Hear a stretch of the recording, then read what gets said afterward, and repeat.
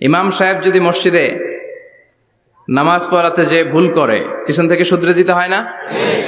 ইমাম সাহেব নামাজ শুরু করেছেন ওয়াদ-দুহা ওয়াল-লাইলি ইযা সাজা মা ওয়াদ্দাআকা রাব্বুকা ওয়া মা ক্বালা, এরপরে ভুলে গেছে আর বের হয় না, এরকম হয় না?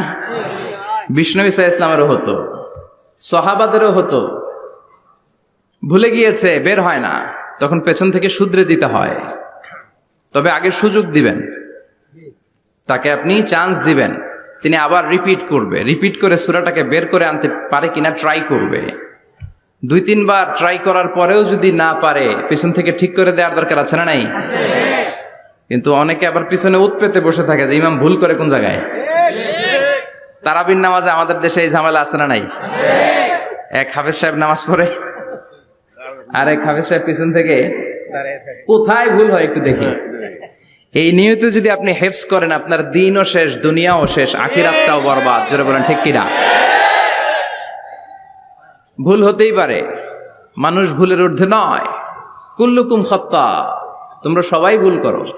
ওয়া খায়রুল খাত্তাইনা তাওয়াবুন, আরে ভুলকারীদের মধ্যে আল্লাহর কাছে শ্রেষ্ঠ ভুলকারী যে লোক ভুল করার পরে তওবা করে কার কাছে? আল্লাহর কাছে। আল্লাহর কাজই তওবা কবুল করা। গাফিরিজ যামবি ওয়া কাবিলিত তাওব। আমরা ভুল করব, শয়তান ওয়াসওয়াসা দিবে আর আল্লাহ মাফ করবে, ঠিক কিনা? কি আল্লাহ আমরা পাইছি, উনি মাফ করার জন্য বসে থাকে 24/7, সপ্তাহের 7 দিন, মাসের 30 দিন, দিনের 24 ঘন্টা তিনি বসে থাকেন কখন আমার বান্দা চোখের পানি ছেড়ে আমার কাছে ক্ষমা চায় আর আমি আল্লাহ ক্ষমা করে দেব। শয়তান আল্লাহকে চ্যালেঞ্জ দিয়েছিল, আল্লাহ আপনি তো জান্নাতে ঢোকাতে পারবেন না, এতগুলো জান্নাত কেন বানালেন? জাহান্নাম আরো বেশি হলে ভালো হতো। আল্লাহ বললেন কেন? শয়তান বলে, আল্লাহ এই সবগুলারে আমি ওয়াসওয়াসা দিয়ে মুনাফিক বানিয়ে নাস্তিক বানিয়ে জাহান্নামে ঢুকাবো। আমি চ্যালেঞ্জ দিলাম, ডান দিক থেকে ধোকা দেব, বা থেকে, সামনে থেকে, পেছন থেকে, নিচ থেকে, রগের শিরা উপশিরায় ঢুকে, মাজরাত দাম যেখান দিয়ে রক্ত চলাচল করে ওখানে ঢুকেও আমি ধোকা দেব।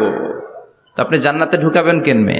আল্লাহ বললেন তুমি আমারও চ্যালেঞ্জ দাও, এত বড় সাহস? আমি তো সব রাজার বড় রাজা, মহারাজা। চিৎকার করে বলেন ঠিক কিনা? মহারাজার সাথে চ্যালেঞ্জ দেয়া যায় না। তুমি আমাকে চ্যালেঞ্জ দাও, ওকে ডান, আই টেক ইউর চ্যালেঞ্জ। আমিও তোমার চ্যালেঞ্জ নিলাম।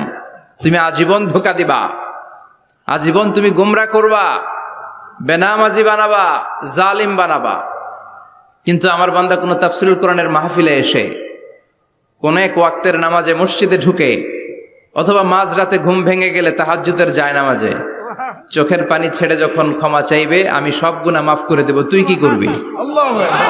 চিৎকার করে পড়েন আল্লাহু আকবার।